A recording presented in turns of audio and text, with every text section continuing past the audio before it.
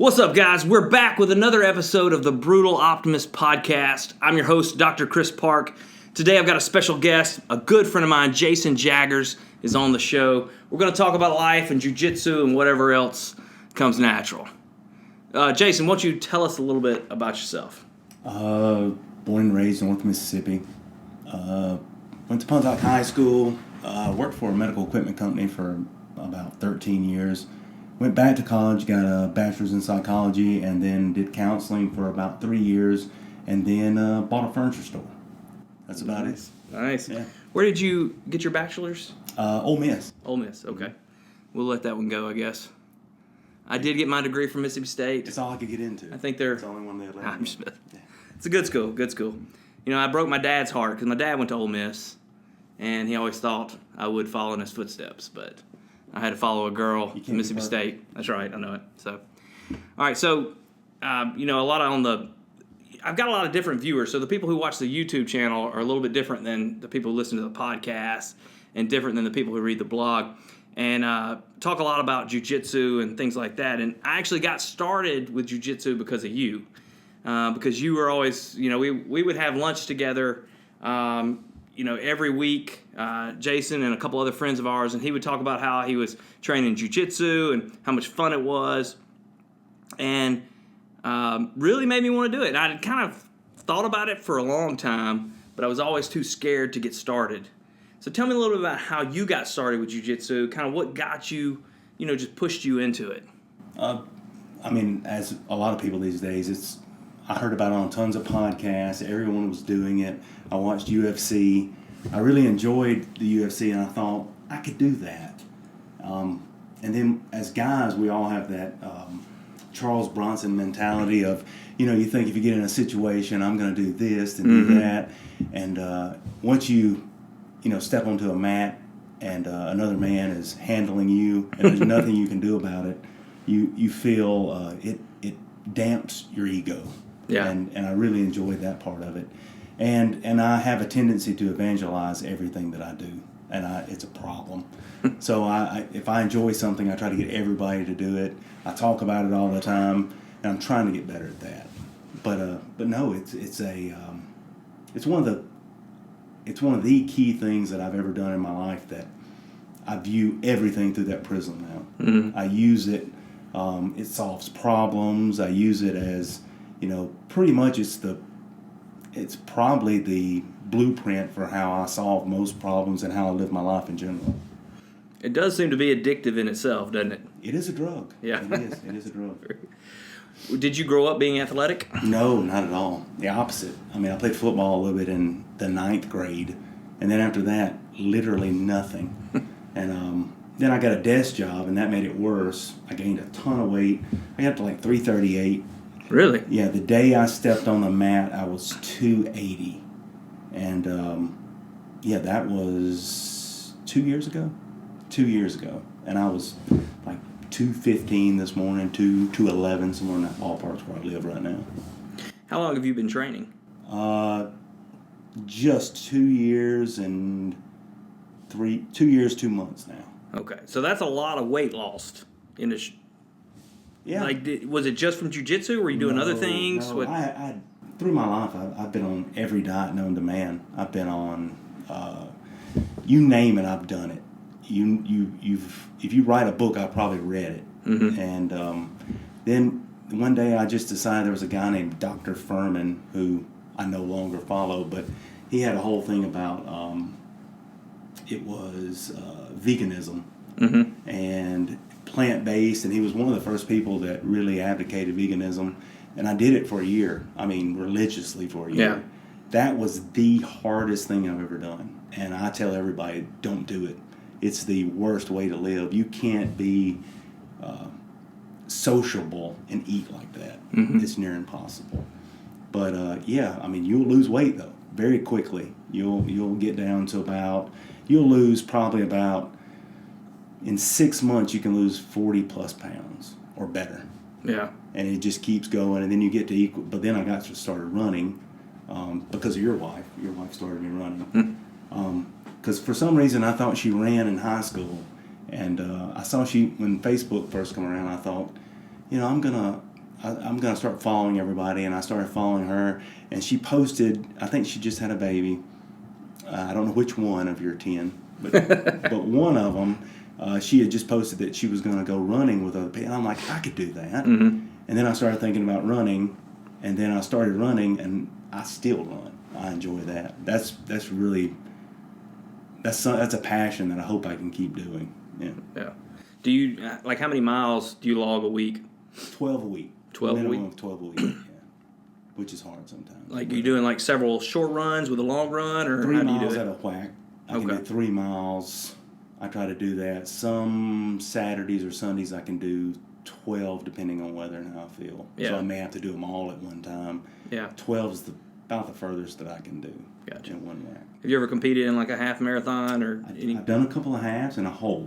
Mm-hmm. I did that. That was the hardest thing, but that was, I consider it a failure. I don't even, yeah. Well, I didn't, I had to stop. I couldn't breathe. I just wasn't ready for it. I thought I could do it. When did you do the whole? The whole I did in 2016. I did that. I didn't know that. Yeah, I did. Where was that at? It was the Memphis. It was the Muddy Mile in Memphis. It's where you run along the riverbank and you go all the way down that way. Gotcha. Yeah. Okay. That sounds fun. No, You just weren't ready. It was horrible. It was horrible. You just weren't ready. No, not at all. Do you do any weight training, calisthenics, anything like I that? would love to say that I do it with regularity, but I don't. I get in kicks like everybody else. Yeah. So, what would you say the best training is? Like, not jiu-jitsu, but the best thing you could do to try to improve your jiu-jitsu that's not actually jiu-jitsu? Oh, I'm going to say, well, if you do a cardiovascular exercise of pretty much any description, that'll help. You've got to get to where you can breathe. If you can't breathe, you can't do jiu-jitsu. Yeah. And, I mean, you can attest to that. If you get to where you can breathe and control yourself, you can do it. I would say any type of CrossFit would be great, but I can't do CrossFit, so. What about, now you used to always give me like balancing drills and things to do on the yoga ball. Yeah. Yoga balls are awesome. Yeah. I keep one of those. I've got at least 2 at all Yeah. times. You can sit on them, roll around on them. Kids love them. They're fun. It teaches you balance. What about your kids? How many kids you got? I got 3 boys, 21, 13, and 11. Okay. Any of them trained? The 2 youngest ones did. They fell out of love with it. As they got older, they decided they didn't want to do it anymore. And then that's, for some reason, when I started doing it. Mm-hmm. They started doing it, which kind of got me wanting to do it. Gotcha. Yeah. All right. All right, let me ask you this, because I saw that recently on Twitter you changed your name to the Jiu Jitsu Monk. I did. What's the story behind that? Well, we were talking about, one, it was a cool name no one had. I looked on there and no one had it, and I'm like, I'm taking that one. I would say that I think we had a conversation about Orthodox Christianity, and that got me going down that road looking at that. And then I started looking at tons of Catholicism, started following a bunch of people. That's the way it always starts. I'll start following people, and I get ideas, and then someone will, give me a book, and then next thing I know, I'm reading a book about it, and that's how it starts. Yeah. So I started down that path, and then I kind of got interested in Catholicism as a practice, but I don't know. I mean, as an agnostic, I don't know how to do that. Yeah. Yeah. So you consider yourself agnostic? Agnostic, atheist leaning, constantly looking. I don't know what you'd call it. I would say Catholicism is It's opposite. it's a bit atheism. it's a bit It's the exact opposite of atheism. But you like what about it that draws you to it, you think? Oh, Just kind of the Well, I love tradition, and I love. It's not that atheism. When I was living in Birmingham and I met the first true atheist, because in the South you don't meet atheists. You really don't even see any right. that will come out and tell you that they are. And when I sound old. When we grew up, you couldn't really say stuff like that. If you did, you were ostracized. And so I never met any. And when I met my first true atheist, we started talking, and he challenged me in ways that I've never been challenged before. I didn't really look at it on the internet, but I grew up in the church for the first 16 years of my life. Like, I was born on a Friday, and I was in church that Sunday, that very same Sunday. So 2 days later, and I just grew up in the church. We did everything in our church. Yeah. But no, I don't know. I don't know what took me away, but I think it was distance, time, getting older, and then I don't know. Maybe seeing that there's other things out there, like the worldview is just... I think I never actually thought about it. I think it just always was. And no one told me that it was okay to question. And I don't think anybody ever tells anybody it's okay not to believe. It's seen as a negative. Right. Not thinking about, if you say there's no God or you question the existence of God, many people, one, I don't want to be a part of that club because you and other people pointed out a lot of atheists are not nice people because they get very judgy for the people who do believe. But I think that a lot of us who were Christians and who left, I think we have more understanding. Right. We understand that they're not mean people. They just believe something, and that's okay. And you shouldn't. And that's why agnosticism fits better than atheism, because I'm not 100% sure. Yeah. It seems like everyone has a religion, just it's different gods, even if that God is no God. I mean, I read somewhere, everyone is an atheist. I'm just an atheist with one less God than you. Yeah. Yeah. So, I mean, that's the way I feel. It's everyone doesn't believe in something. You believe in one more thing than I do. That one thing would be a big difference, though. Yeah. Yes, Well, I don't know. I'm not, excuse me, I haven't really been attacked, but like some of the videos that I put out, some of the most negative response I get is when I post one of my videos about talking about something proving God's existence or whatever, which seems to be an anti-atheist discussion. I've had a lot of people come on and try to prove me wrong or whatever. And I don't necessarily attack anybody else's beliefs unless your belief is nihilism. I will attack that all day long because I think nihilism is dangerous and just wrong. Where do you see it at in society in general? Where do I see it? Yeah. Well, I think most people don't even really know what it is, probably. No, and most people probably would never say they were. But it's more... It kind of stems from like core beliefs. So when you start chipping away from certain core values, like saying things like if you said truth was relative, that would be one way of leading down that road. Now, most people won't say that either. But what some people will say is that morality is relative. And I like to jump on that when they do. Because I see that as being the same ground, I guess. I don't say morality is relative. I think most people who have faith in just a God, we'll say a God for argument, religion claims morality. They claim the right of morality. They say that it comes from a creator. But an agnostic or an atheist or a secular belief would say, not really, it comes from within us. We know in general, I mean, we have a social contract. We say that we're not going to steal. We're not going to, we're going to be as truthful as we possibly can with each other. There's just a social contract. Is it just social? I think it is, and I think it comes from, and again, I mean, it's been around since before. But what if someone decides not to take that social contract with you? Well, if you break the social contract, you can't be a part of society. We'll put you in jail. How is it a contract? If a contract would imply that two people are agreeing on terms. Good point. I would say this. I would say let's just say, okay, you were born in the United States. You pretty much your parents were here. They were following the rules. And the rules that we set forth in law, we just take morality and we put it on paper and make it a law. That's all it is. So they followed the rules. You're born. If you don't think these rules fit you, you're free to move anywhere you wish, I guess. But I would say that if you move away, wherever you live, you're going to sign in just the fact that you're there. You're going to sign a social contract. Depending, I mean, if you live in Europe, you're going to have a more of a socialist viewpoint, or going to be living in a more of a socialist country. You're pretty much going to sign on to it just by the fact that you live there. Because if you break the rules, if you don't pay the taxes that pay for everything else, they'll put you in jail. But what if you are looking at it from an outside standpoint? So we have our social contract here.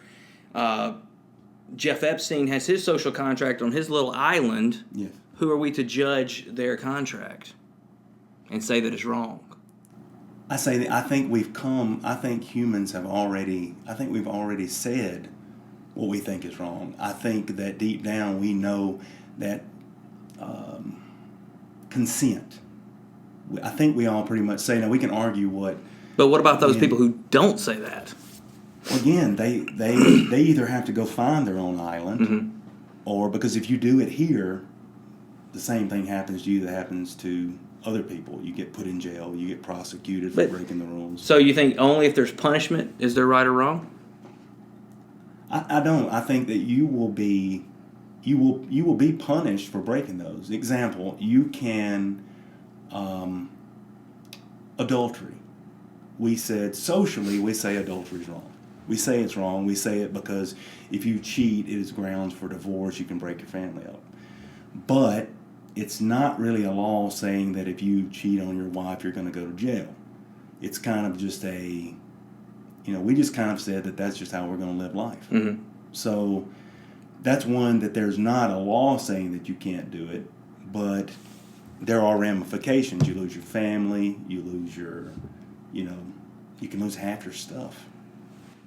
So, but is it just society saying that, though? That's what I keep getting back to. Because if you lived in a society that did not say it was wrong, does that make it acceptable? My argument is that it's not. People. And when you use the word, when you said earlier that morality is relative, it is relative to where you live, relative to the contract that you sign on to. But I don't believe it's relative. I know. I believe it's objective. And I think we can prove it by looking at if you had an island where there were no laws, no rules in their own society, if they abused children, we could easily say, no, that's not acceptable. As outsiders, we look at that. Well, and I think it's okay to judge that. I believe it is too. I believe it's okay to judge that because, I've signed on to this social contract. I say that it's wrong. So you would even say, I guess, that, let's see, I'm trying to think of I don't really have another example of another country. But yeah, if we say, the Middle East, you can look at it that mm-hmm. way. In the Middle East, they're a theocracy in some parts of the Middle East. So if I don't believe in their religious beliefs or their interpretation of their religious beliefs, I can judge their culture. I judge it based on where I live and the way I live my life. Now, as long as I just sit and judge them orally, that's fine. But if I go, I don't like what you're doing, I'm going to come stop you physically, then it becomes an issue. Now we've gone a step further. Judging someone orally, just saying I don't like what you do, I look down on it, that's one thing, but going and trying to change it is a whole other thing. Mm-hmm. So where do you fall on that? Well, I think there are moral standards. And I don't care. Universal? Yes. And I don't necessarily say, if you can't... I'm okay if you say, well, I can't buy into the God concept. I haven't seen God, I haven't really felt an experience, etc. I understand that. But I think the moral standard is a concept. So even if we took God out of it, then we would have to say, okay, this morality actually comes from something, from the universe. It's just like the laws of physics. To me, that's the laws of morality. Now, I personally believe they come from God. But my main argument with folks is that if we take a subjective stand on it, then you can never really tell someone else they're wrong. Because it's just your view versus their view. There is no standard to compare it to. And therefore, we could never actually stand up to somebody else, like an Epstein or some other, just a hideous example of human behavior that we can all agree is wrong. Yeah. But it's almost like we have to do these mind tricks because of the subjectivity Does that make sense? It does make sense. And so I just feel like there has to be a standard. Now, what is that standard? Well, that's the question. And that's what that's what philosophers are trying to figure out and been trying to figure out for years. And that's what, I tend to like the Aristotle virtue. And then the Christian view adds 3 more virtues to it. So it's like prudence, justice, temperance, and fortitude, and faith, hope, and charity. I think I got all those right. And so those are your virtues or examples of goodness. And so when you're moving towards that, you're moving towards something good in your life or in somebody else's life. And when you're moving away, you're moving towards something bad. Because a lot of times people think of morality as like a list of rules, right? But the rules are typically just trying to show us the best way to follow, to land in those virtues. I see what you're saying. You see what I'm saying? So, let me ask you this. Here's a typical question. If tomorrow I told you there were no rules, what would be the first thing you would do? No rules? No rules. There's no punishment. I'd probably have to record a podcast to talk about it. All right. Well, I would say that that's the question. Is like if someone tells you when I'm thinking about where morality comes from, if I tell you there are no rules, what is that thing you're going to do? My thing is, if you tell me there are no rules, I'm not going to go rape. I'm not going to go steal. I'm not going to go do those things because it's just not in me. Mm-hmm. I don't want to do those things. Mm-hmm. And it's that I think that I think most religions say we start with sin and we're in a constant battle to keep that at bay. Mm-hmm. I have an opposite view. I believe we start as good. Unless you're broken. There are broken humans out there. But if you're just a typical human, I see children, they're generally good. Do they do bad things? Yes. Mm-hmm. But I think their core is good. And I think they want to be good. And I think if they grow up in a good home, have good examples, they're going to be good people. Yeah. It's only when, you look at people who become serial killers or people who become pedophiles. Most of them were broken as children. I don't think they were born that way. Some may have been. That does happen. There is mental illness that happens. But I think most people are good at their core. So when I think about morality, I don't assign it to a deity. I just think that it's just ingrained in us to be good. And I think it is only life and circumstances that change that.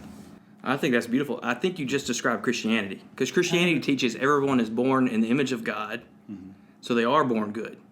But are we not born with a sinful nature? No, so that's ancestral sin, which is basically what you then just described about people who end up becoming extremely traumatized as children. And so the idea of this ancestral sin is that because you can't control your parents or their bad decisions. It's like the butterfly effect. Yeah. If someone makes a bad choice, it echoes. Does that make sense? I see what you're saying. So and the reason, and I think that's great, you don't struggle with morality. I treat a lot of people who do. Mm-hmm. Like they want to do good in their life, but they also want to do wrong, and which is drugs. And you can say, well, drugs, it's not really, is it wrong? But I treat people who've had to give away children because they can't function because of their drug use. Their addiction. Do you see that as a moral failure? Yes. I see it as a spiritual battle, is what treating addiction is. Okay. So, do they make bad choices? Yes. Is there also a disease process going on? Yes. You know what I mean? Are there chemical imbalances? Yes. But they can't just completely blame everything on these chemical imbalances, or they're never going to get their life better. And so they are on a path trying to live righteously, but unless they have a map and something that says this is the standard, how do they do that? So they have to, okay, well then what is the goodness? Well, the good would be I'm a parent, so the first good priority would be taking care of my family. Yeah. Okay, and so choosing anything outside of taking care of their family is turning away from goodness. I see what you're saying. So it's not a list, don't do drugs. It's take care of your family. Does that make sense? It's more base than that. Yeah. I get what you're saying. But I don't think that I think we're saying the same thing. I think the only difference is that I think, do you as a believer, do you get, if I told you that we live our lives very similarly with just a few differences. One, I try to be a good parent. I've always tried to do so. I try to live my life as well as I can, much like any Christian who goes into a church.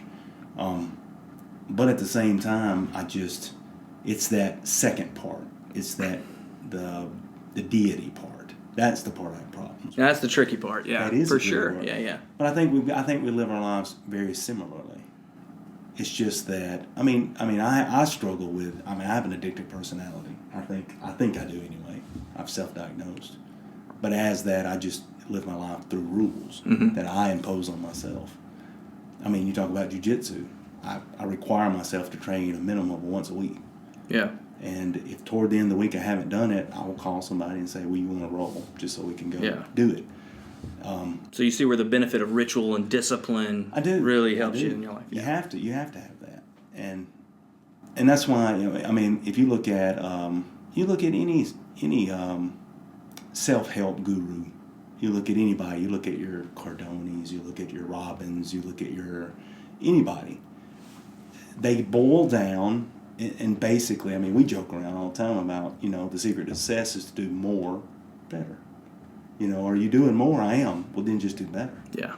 Or are you doing better? I'm doing much better. Well, then just do more of that. You'll be successful.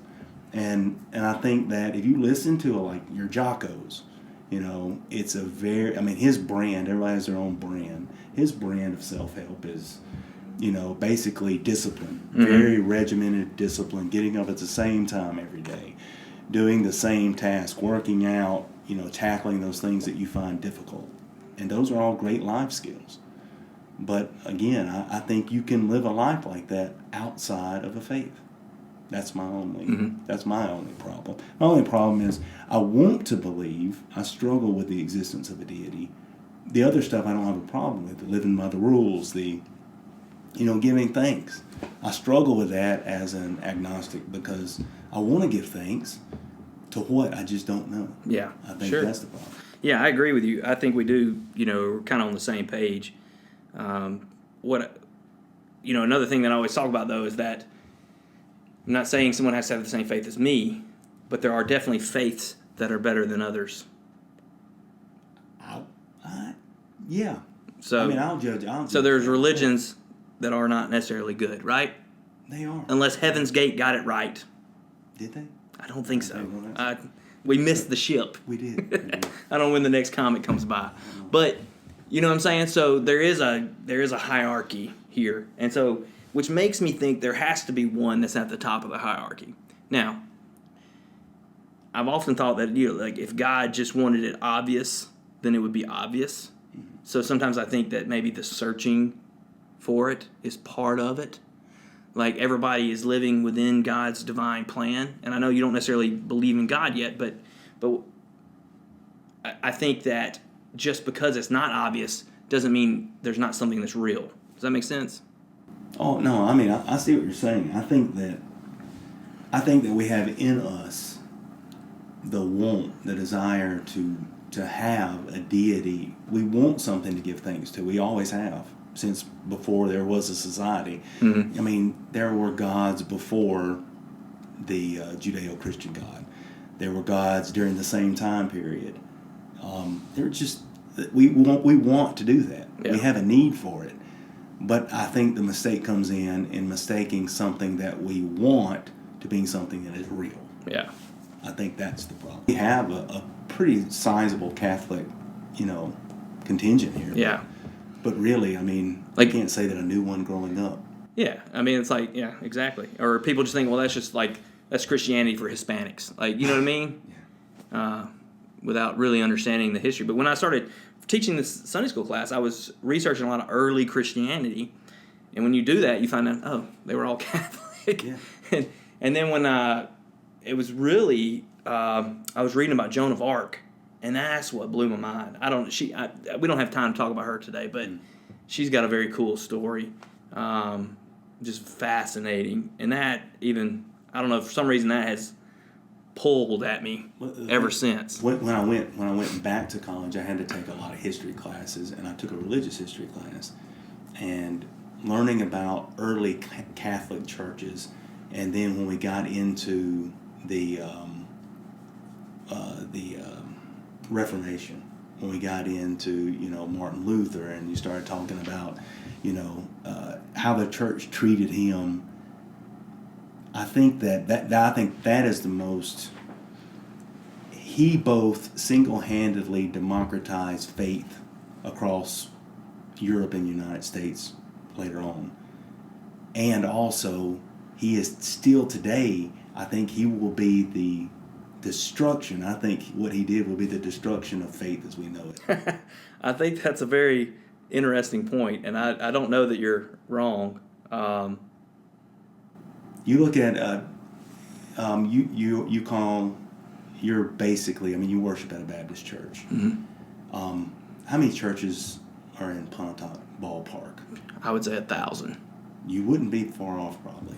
We're in the buckle of the I have no idea. There's one in every corner. Yeah, oh yeah. And they start churches all the time, and usually the only difference is they sprinkle or they dunk. There's very small, subtle differences in between the way they worship, but they're all in different buildings all the way across, and it divides their power. They don't come together as a group very often, believers, and I think that's dangerous. And now you're seeing even more division, even people who believe in the same worship, the same God, read out the same Bible.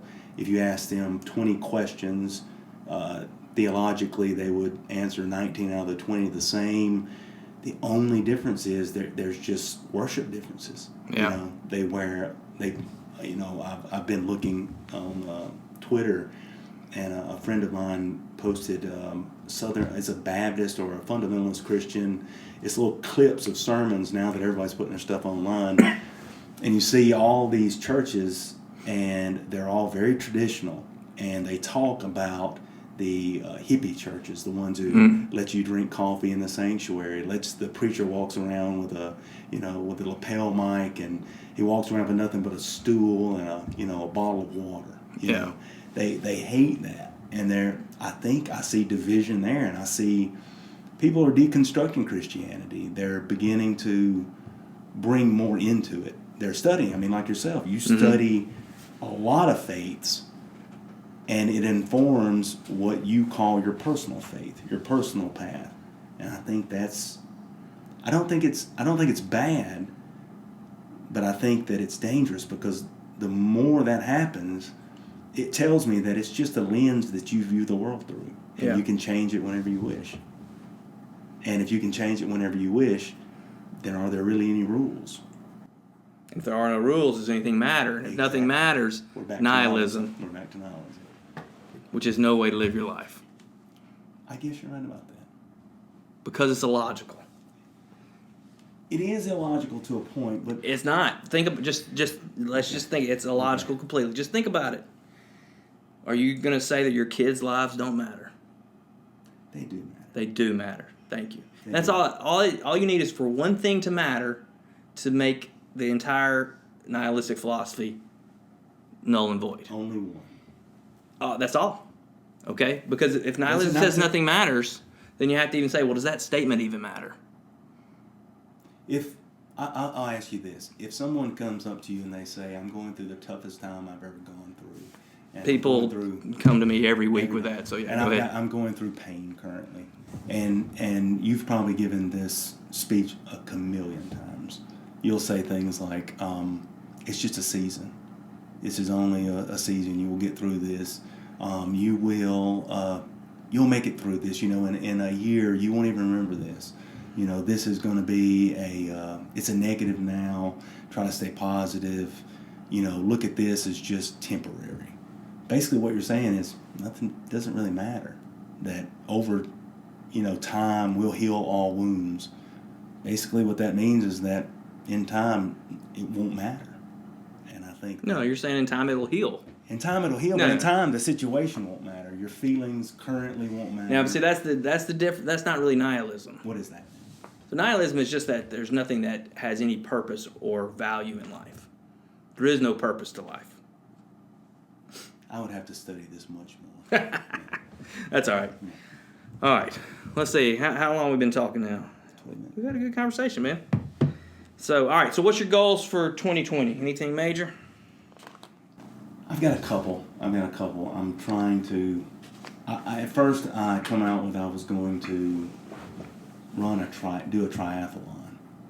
However, I can't swim in a competitive manner, and I can't ride a bike in a competitive way. So I've got to tackle both of those. So I think I'm going to tackle swimming. I think I'm going to try to become a better swimmer. And then next year I'll tackle bike riding, because I think it takes very long to get very good at all those things. I think you'll pick up swimming faster than you think you would. Yeah. I did a couple years back. I did the Possum Town Triathlon Sprint, and it's in Columbus. Mm-hmm. And I would go. I only swam once a week at the wellness center. Yeah. I go early in the morning. I would feel so good all day. It was like the most refreshing thing I'd ever done. It was much better than running in the mornings. Yeah. But I'm with you.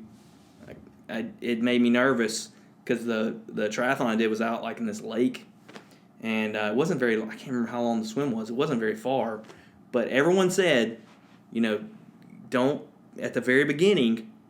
Your adrenaline's going to be going. You're going to try to go faster than you need to, and you'll tire out. And that's exactly what happened. Is I started out there and I kind of started panicking, and I was worried I wasn't going to finish the swim, which is the very beginning of the whole doggone race. But anyway, I got through it. I did it with my brother. It was a lot of fun. I think you should do it. You did bike riding as well, right?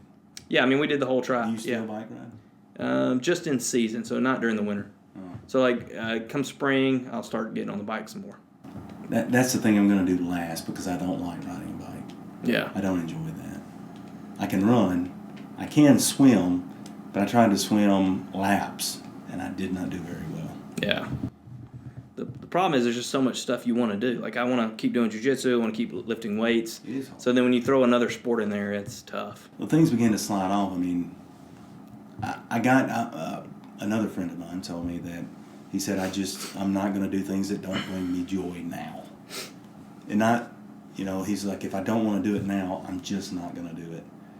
And I was like, well, that kind of makes sense, because, I have things that I consider forevers. I hope Jiu Jitsu is a forever. I hope that running stays a forever. As long as I can physically do it, I'll want to do it. And it has to intrigue me. I have to keep learning. You'll never learn Jiu Jitsu fully. I don't think there are very few people that could say that, because every time you do, someone does something different. Yeah. I think sometimes, though, that's a short-sighted philosophy. Yeah. Because sometimes you got to do hard things in order to have joy tomorrow. You do, but there's only so many hours in a day. But there's only so many hours in a day. Yeah, that's true. That's the problem. And you have to begin to pare that. Yeah. All right, man. Well, good conversation, buddy. I liked it. Maybe we'll do it again sometime. Any last final words, parting advice or wisdom? No, not really. I don't like giving. I don't like giving that kind of information. I don't like giving philosophies that much, because I don't think I figured mine out yet. Fair enough. Yeah. All right, guys. This is the Brutal Optimist Podcast. I'm Dr. Chris Park. I had Jason Jaggers with me. Y'all go follow him on Twitter, the Jiu Jitsu Monk. Until next time, thanks for listening.